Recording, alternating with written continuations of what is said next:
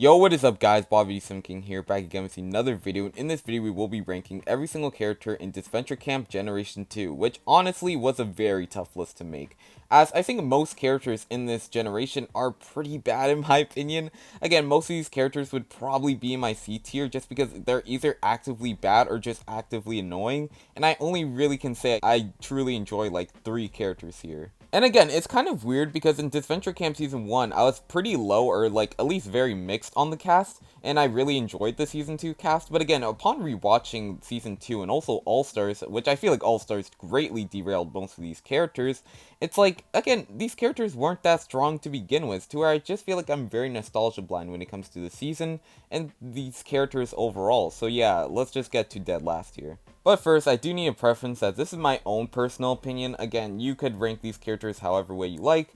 Personally, for me, this is just my own ranking based on my personal enjoyment of these characters. So yeah, and dead last year, we do have a 3-way tie essentially. All 3 of these characters are very interchangeable, but I just feel like I genuinely have hatred for this one character. Well, technically all 3, but it's like, we do have Tess here anyways. And Tess in Season 2 isn't that bad actually, and I do think unlike with Ali, she can actually stand for herself as a character, struggling with depression even though the plot is kind of a bit boring in retrospect and definitely wasn't as interesting as I remember, and she kind of just feels like more so as an attachment for Hunter's character. I think it would have been better if the 3 did have a polycule relationship, because in All-Stars she is just really bad, she's really uninteresting and just so boring, and it's even worse because she gets a good chunk of content, her dynamics with anyone doesn't really even mean anything, and it amounts to nothing really.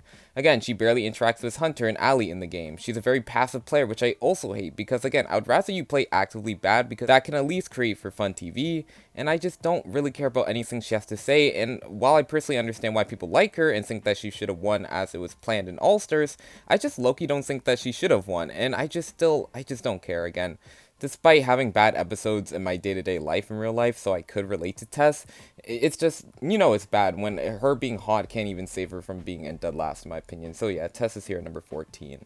Coming in at number 13, we have one of Tessa's best friends, probably her best friend, and that is Ali. Ali is a character that you could not force me to care about. Again, she was boring in Season 2, and her plotline in Season 3 is even worse, to where she just whines about not being liked, which is constantly just annoying, even as a YouTuber listening to her thoughts. As someone who's received backlash, here's what I do. Like, first of all, I just don't care because none of you guys really know me personally.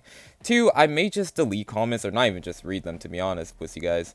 And 3, I just realized that it doesn't really matter in the grand scheme of things, and obviously it's different as I don't show my face often on the channel outside of like what YouTube posts, so there's that.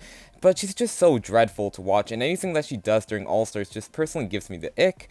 Again, everyone in All-Stars just tells her the same damn thing, and it's like Jake, because it goes in one ear and out the other. She does have funny one-liners, it's just like, it doesn't really matter because the rest of her character just sucks. She's here at number 13. Coming in at number 12, and to be honest, the next 4 characters I really don't have much to say about, and at number 12 here we do have Maggie. I legit have nothing to say about Maggie. Again, her relationship with Kai is nice, and she seems like a nice person, but she's just really boring as a character, like, so, yeah. Moving on, we do have another character who I have very little to say, even though I do know a lot of the fan base seems to like this character for some reason, and that is Oliver. I know people like Oliver, but I think outside of his relationship with Crystal, I just think that Oliver is just really pathetic, especially in episode 1. Again, it is laughably pathetic, as like his confessional is just really funny, but again, he performs terribly, and I just don't have that much respect about Oliver or his character, so yeah, he's here. Coming in at number 12, we have a character who is this high because, well, I think he gets high a lot, and that is Kai. Kai is most likely a stoner, so that's kind of why he is as high as he is.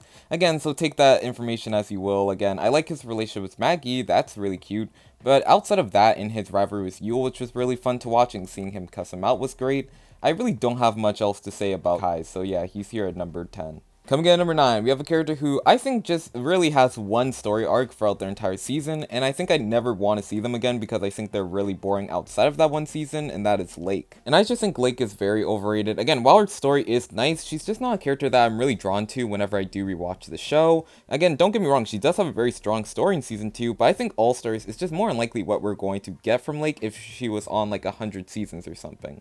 Again, she will be a character that is very level-headed, but again, she probably will just get taken out very early. Again, I don't see that much potential in Lake if she were to return, and to be honest, from what we got of Lake, I think she's just fine, so yeah. Coming in at number 8, and to be honest, this placement was really tough. Again, I was either going to have this person leapfrog 3 characters, or just put her behind all those 3 characters, and obviously she is here, and that is Carol.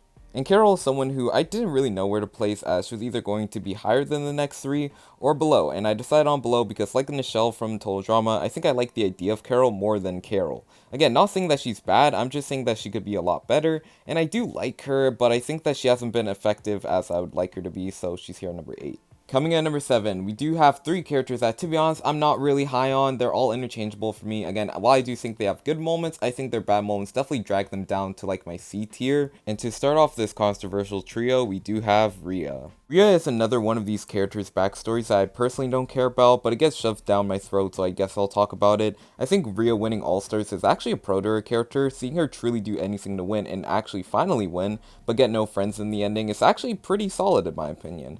With that being said though, she is really annoying, and it does get kind of icky where she does come a bit touchy with Alec without his consent, which is obviously terrible, as you shouldn't do that. Again, I can't really say she's likable, and the whole Connor plotline really makes Rhea just not a fun character to watch, even though she does have traits that would make me like her as a character. Again, she has small moments where I do like her. It's just similar to Jake in season 1. I just personally think that there's a cloud of annoyance with Rhea to where I can't say that I really like her, and I can't put her any higher.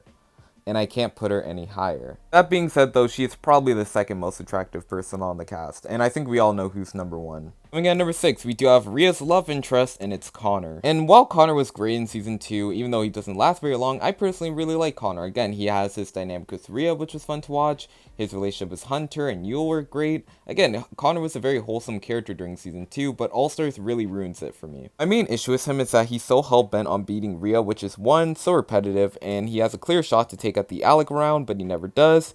2, it's just really annoying. Again, I was so sick of Connor while we were watching the show, and he just feels like a character purely to exist to give Rhea a foil like Alejandro to Heather, when in reality he's probably just fodder of how Alejandro was able to easily play Courtney. Again, I think that he's just a draining character similar to Rhea. Again, his whole stick of Rhea is a bad person, but I'll still save her, and then being shocked that Rhea turns on him is just really laughably funny, but again, it's also really dumb and really pathetic, similar to Oliver. Again, I just don't really like Connor in All-Stars, and I feel like he's kind of a Gary Sue, if that's even a thing, to where I feel the audience is supposed to root for Connor, and I guess it kind of works because Rhea is also a terrible character in All-Stars, but it's like, again, it's kind of like the Wayne and Julia situation, where obviously Wayne isn't great, but it's like, I would probably rather have Wayne win than Julia, so yeah, Connor's here at number 6. Coming in at number 5, we have a character who, again, finally wrapping up this terrible trio with finally the last controversial character on the list, and that is Yule. And Yule, similar to Connor, was great in season 2, and again, Yule really did play hard, and actually would have been in a great spot had the team swap not have happened,